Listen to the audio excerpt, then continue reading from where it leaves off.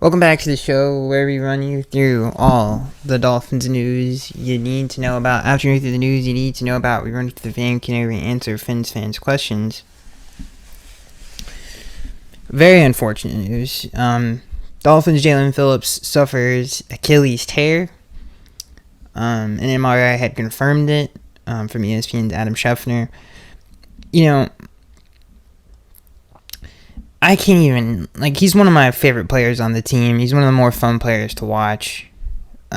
He's the best edge rusher on the team. He's the best edge defender on the team. He was working his way to being the best defensive player on the team. And I really felt like, especially in this game, before he got hurt, I was like, oh, he's really, starting to I think, trend in the top 5 conversation when it comes to edge rushers, which is hard to crack. I mean, there's a lot of really good ones, but he keeps getting better. I think he had six sacks in his last 5 games. He's an explosive player, and can do a lot, especially in this defense.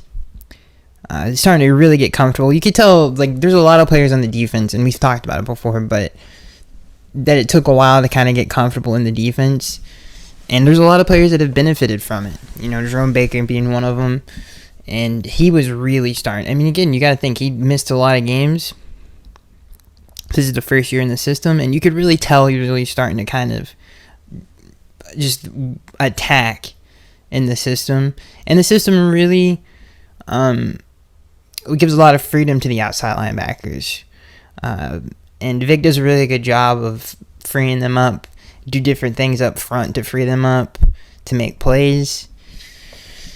And for all those reasons, he was becoming one of the better edge defenders in the league.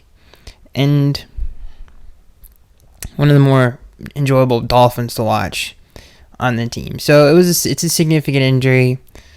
I will say that, thank God that Andrew Van Ginkel's on the team, who I think is also really benefiting from the scheme. And when Jalen's been in the lineup, obviously they've moved him to more of a nickel package linebacker, which is really weird to say that. Because out of everything I love Van Ginkel about, him in open space has just not been one of the strong suits of his game. But he's been, I think, and every time he's been on the edge of the season, he's been really impressive. And I think he can come in and hopefully just keep doing what he was doing early in the season. I mean, he was leading the team in sacks at one point before he had to move back to more of a less significant role and kind of spelling Phillips and coming in and out a lot more. And again, he's a really good run defender too, Van Ginkel. So the Dolphins have good depth on the edge. The only thing is Ogba's going to play more, which the only thing about Emmanuel that hasn't been good, and hopefully is better, is his run defense. Hasn't been the best. And that has to improve because Phillips and Van Ginkel have done a phenomenal job, and Bradley, in the run game, and that's why our numbers are so good. From where they were in week 1 especially. So that's really the only concern I have. I think it just means a bigger load for Van Ginkel, but again, Van Ginkel's another good young player who I think can kind of take on some of the load. He's just not the athlete that Phillips is. And you will miss that a little bit, and the rotations hurt a little bit. But we'll talk about some of those things that the Dolphins did with depth. But again, I think the most unfortunate thing is we can't catch a break with injuries. This happened last year with Tua down the stretch of the year. Obviously, at the beginning of the year with Jalen Ramsey and Teron Armstead, who we'll talk about later. Isaiah Wynn. I don't know what it is about the injuries in us. But Robert Hunt. But it's been hitting us hard lately. I really don't get it. This next news story Dolphins lose out on Derek Barnett. There was a lot of interest there. This is very quick. There was a lot of interest in Derek Barnett, obviously. He's a younger player. Vic has some familiarity with him. There was a lot of interest, but obviously the Dolphins were below in the pecking order when it came to the waiver wire, and the Houston Texans claimed him. He didn't clear the waiver wire. So, and just to throw this in here, it doesn't really seem the Dolphins are interested in Shaq Leonard, which is fine because, like I said before, the linebackers are playing good football. Now, maybe they would look into the market now. Maybe we get something about that because Van Ginkel is probably going to exclusively be that edge guy. And maybe they look into some more linebacker depth because of that. So that's something to keep your eye on. But it does seem like he's going in another direction. Who knows? The NFL's weird. Things change all the time. But maybe they do give him a call to see if he can kind of come in and do that for. And again, I've said this before. He knows the scheme. He knows the system. He's played in a very similar system before under Matt Eberflus. So we'll see if that ends up working out. This next few stories is very unfortunate. Dolphins left tackle Teron Armstead could miss multiple games. This comes from Pro Football Rumors. The Dolphins may be without their left tackle Teron Armstead for an extended period of time. Armstead suffered a quadriceps injury during Miami Dolphins' Black Friday victory over the Jets. And according to Barry Jackson of the Miami Herald, the veteran blocker could miss multiple games as a result.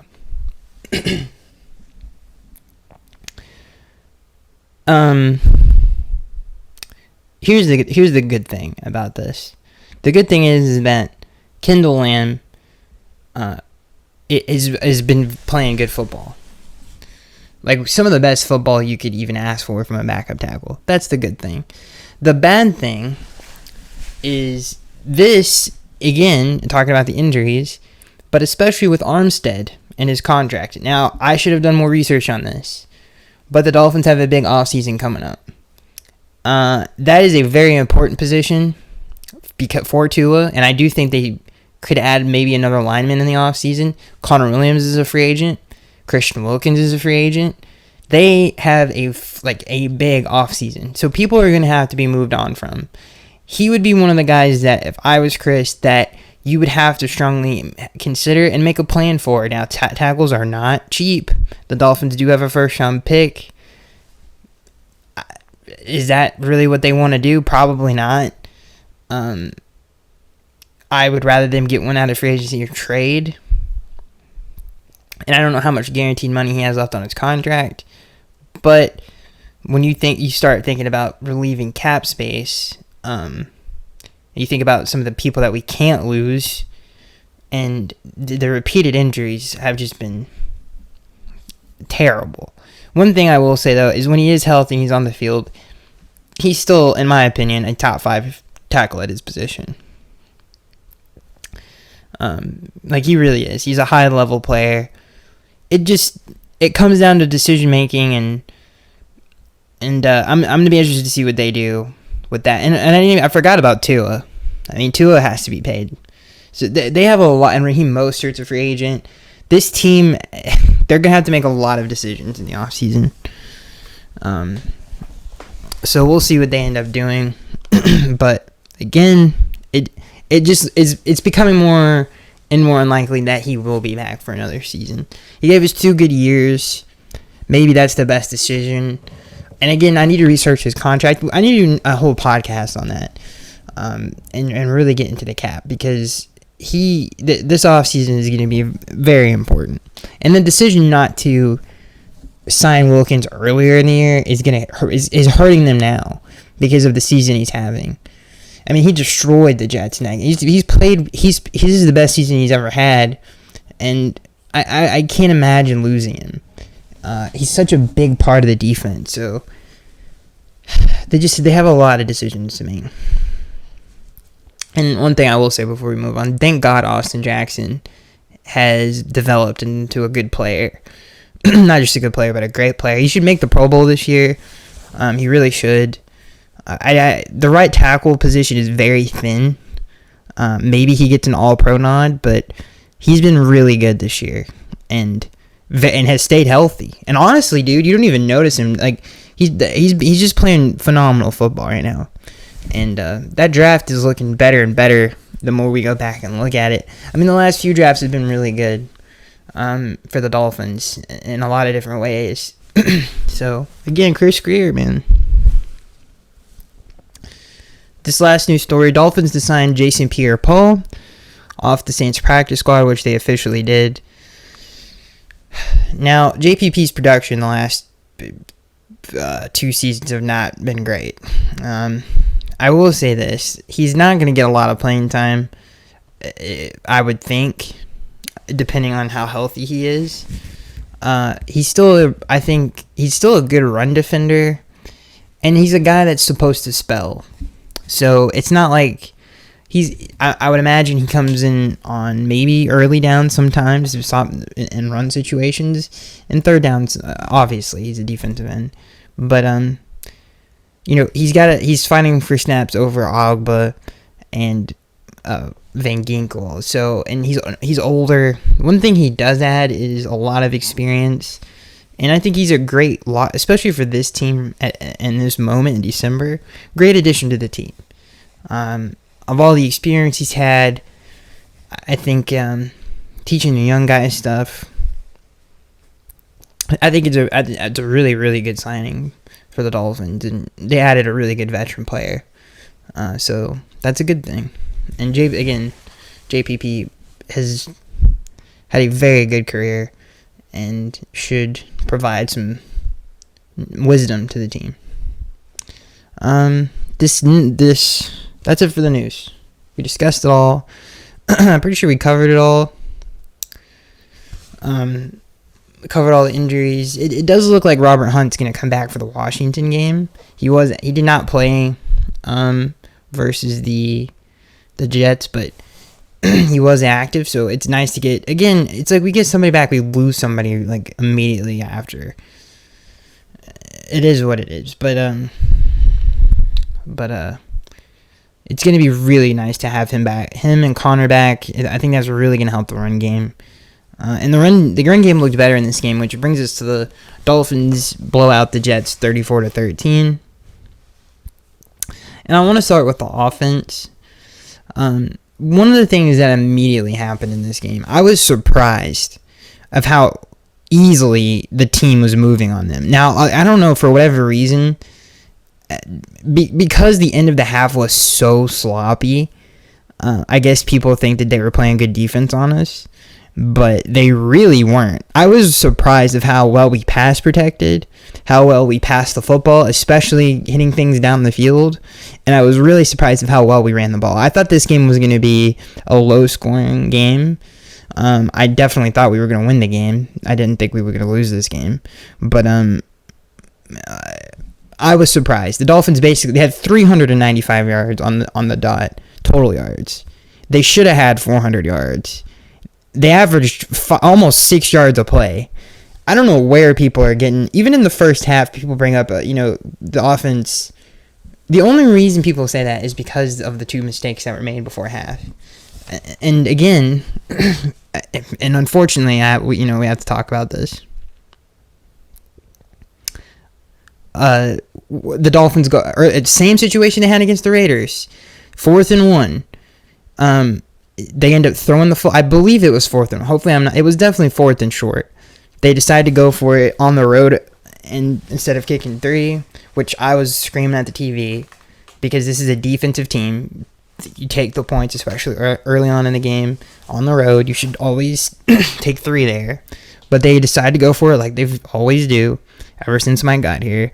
And it was a good play call. Tyreek should have caught the football. But again, to me, watching the game, I was surprised at how well we moved the football. And I've watched the Jets many times this season, I think as we all have, because they were slotted in a lot of primetime games because of Aaron Rodgers. And I've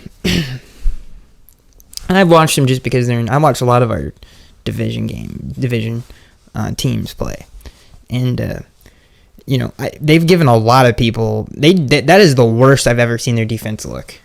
Like it was not that hard for them to move on them. It really wasn't.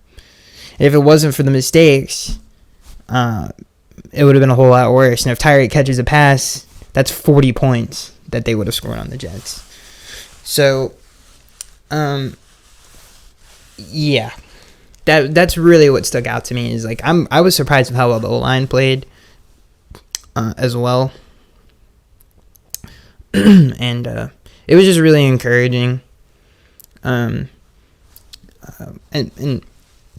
Waddle continues to trend in the right direction. Definitely getting more involved in the game plan, which is good. And maybe that's because of health. But, I mean, being Sauce Gardner on a go route, watching Tyreek Hill beat DJ Reed on a go route, stuff like that was like, you really haven't seen the Jets give that stuff up this season. And, there were a lot of plays. And, again, I always come back to short yardage with this offense. They got to hand the ball off more on third. Their teams are so concerned. Now, if they're under center and they run the football, that's a completely different situation. But if they're, like I've said before, with this RPO stuff on 3rd and 1, if you look at the plays, they're so concerned about the pass that the running lanes on some of these plays are just insane. They have to hand the ball off more on 3rd and 1, off of those looks. Don't get under center and run the ball. And they ran it on 3rd and 4 or 3rd and 3 or 3rd. No, it was 3rd and 2, I think. Maybe it was 3rd and 4 actually, and they got the first down. So they got to be more confident in the run game on short yardage situations, especially when they spread teams out and run that RPO play that they love to run out of many different formations. But I don't think they've handed it off in a crucial down one time this season, and it just. It makes me want to lose my dang mind. I mean, even settling for the field goal. Shout out to Jason Sanders making that field goal. It just stuff like that is like run the football. Raheem Mostert, who again his yards after contact, he would be a very good short yardage option. But yeah, that's the really only thing that's been making me frustrated about the offense, and it's costing them yards and points. And it's not because of what the other team's doing.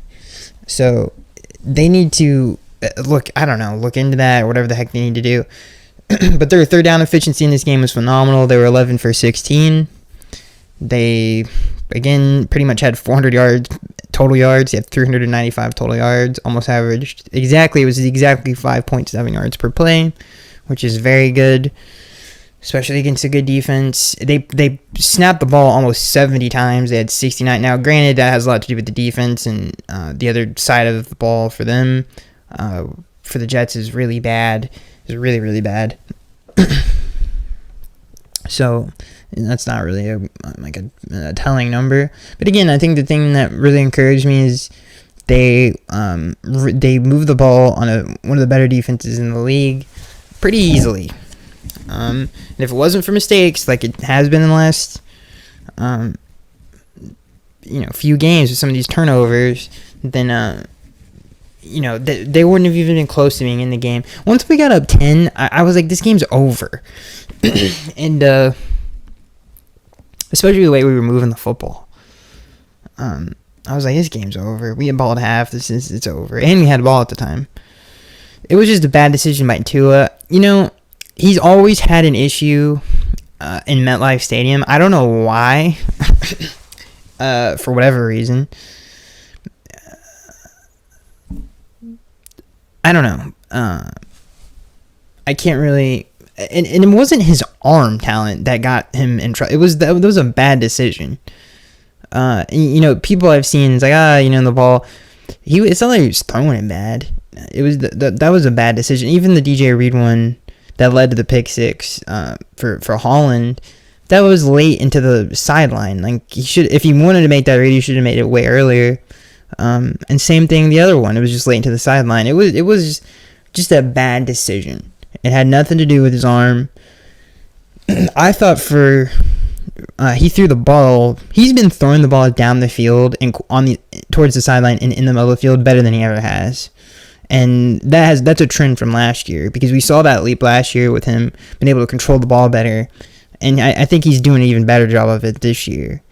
and he's very accurate. That pass to Hill that should have been a touchdown. That was, not many people can make that throw, and especially to a 5'9" guy. It was just two bad decisions. Tua is still really good. I've seen a lot of criticism of him, talking about, this and that and that and this, but I've liked the season that he's had, and not great decisions, but I'm not concerned about it. I don't think that's gonna hurt the team down the stretch at all. And so yeah, offensively, and again, like I said, it's nice to see Waddle play better, or getting and play better and getting more involved in the offense. Maybe it was because he wasn't healthy. Shout out to Jeff Wilson as well for giving a couple of catches out of the backfield, which I thought was good. But I still think A-Chain is dearly missed in some of these runs. It's like, yeah, Wilson got 5, but A-Chain would have gotten 15. Stuff like that. Defensively, there's really not a lot to say other than, there's a lot of really good players on this defense. Again, we said it last week. What Vic has been able to do with the defense from week 1 to now, and really get the best out of the defense and the talent that he has, is why he's considered the coach that why he's held to the standard that he is, why he's considered one of the best coordinators in the league, is because of that. It's literally, you can just watch it. And, coaching, to really watch great coaching is okay, what does the team look like from September to December? And I know it's kind of obvious to say that, but it's true. And Fangio is one of them. Same thing with Mike. Mike usually just has his team ready for, doesn't matter if it's September or November, December. Mike does a really good job with the game plan. But, Vic is great. And the defense is great. There's so many great players on the defense. And we've talked about it a million times. The Jets really didn't stand a chance on offense. I don't really know what they thought was going to happen. Our defense is a top defense in the league. Now, casual NFL fans don't know that. And it sucks we haven't been on primetime more than we have for people to really understand that. But I don't really care. But, just some of the things you hear commentators saying, it just kind of, it's like, dang, man. But, the defense is really, really good. The front seven is really, really good. It showed it in this game. The linebackers are good. And the tackling has been, that's another thing, is that this team is a really, really, it's the best tackling Dolphins team I've seen in a long time. They made a lot of really, really crucial tackles in this game. And that's really what the Jets were going for, is run after the catch stuff. And a lot of plays were designed to do that. And the Dolphins didn't let them get it. To get the ball out of Tim Boyle's hands fast, short, and try to get something after the catch. And we just tackled really, really well, especially Cater. He did a really, really good job. But yeah, they were great, flying around the field. It was fun to watch, and X and Jalen are so fun to watch together. And Holland with the pick six was phenomenal.